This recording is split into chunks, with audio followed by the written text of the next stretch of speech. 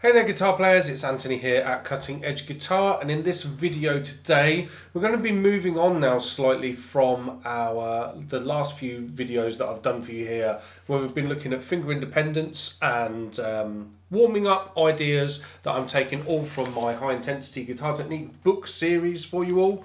So what we're moving on now into, we're skipping out tons and tons of the examples that are in the book because, as I've said, I'm just walking through these. I'm just cherry picking different things where I can get you to play through and all the rest of it. If you want to get all of the stuff that's in the books, these actual physical copies, the printed copies, they're no longer on Amazon. I've pulled them down from there, but they are now available as digital book files that you can pick up at Cutting Edge Guitar.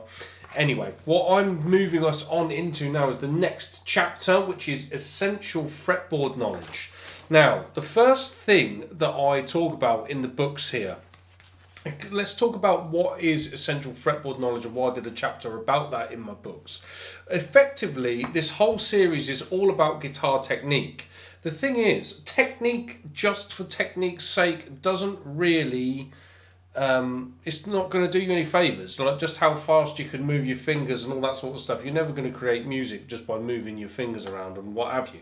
So how you turn these things into licks and lines and ideas and concepts for playing music is knowing what scales and arpeggios and all of that sort of stuff to do them in. And obviously at a much later date, when you've got your physical stuff together on your instrument and all that good stuff, what you want to be able to do is understand a bit of the theory and how you put it all together and like when would be a good time to play these, rhythmic things, you know, there's all sorts of stuff that goes into it, which would be even deeper than I could possibly do just in a technique series. That's what I do with all my membership stuff over at Cutting Edge Guitar and all of that sort of thing. But anyway, that's something aside. So obviously, I wanted people to be able to take the hundreds and hundreds of exercises that I did in this book series, be able to move them around the neck and start using them at their leisure, you know, making music.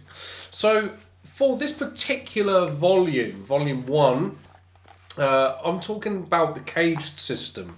Now, there's probably a lot of people that will be watching this video that have heard of the caged system, but could do with some in-depth tutorials on it and all that sort of stuff. I've actually done some videos here on my YouTube channel about it. You'll find loads and loads of resources online about it. If you don't want to do all that searching around and everything, though, I do put all of that in here. So if you're following all of my stuff here and you know, doing the lessons as I'm talking about these things, just grab yourself a copy. Like, it's great information, but it really supports me and everything as well. It will support your learning here watching these videos, so just go for it.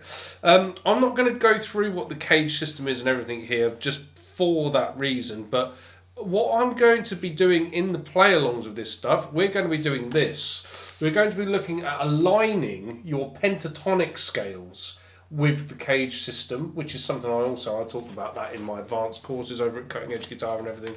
But a lot of people that are out there on the internet, they'll watch videos and all this sort of thing all about, you know, guitar education. They've probably heard of the minor pentatonic scale, which was one of the things that we're going to use, but not everyone knows them in all 5 positions. Like, there's a lot of guitar players that have big gaps in their knowledge of that stuff. So what we're going to do, first things first, we're going to learn shape 1. That's the one that everyone kind of knows, but at least even if you know shape 1, tune in for the next video where I show you the method that I would go through, so you know what's going to be prepared, or you can be prepared for when we do this in shape 2 and shape 3, shape 4, 5.